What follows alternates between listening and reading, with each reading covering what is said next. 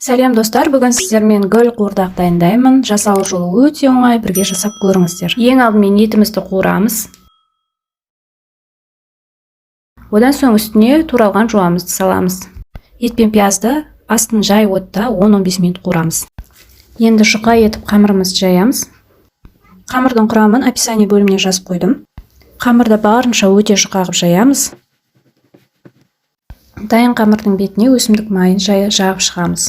Енді қамырды осы видеодағыдай ортасынан бөліп және бөліктерге бөліп шығамыз.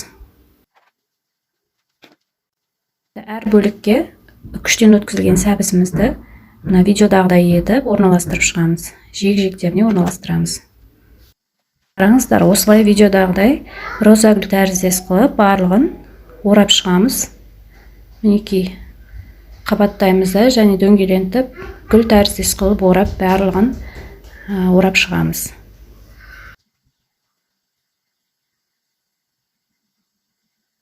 Біз барлығын болды, бірнеше гүл дайын болды. Енді қазанымызға қуырылып болды, үстіне картошкасын саламыз.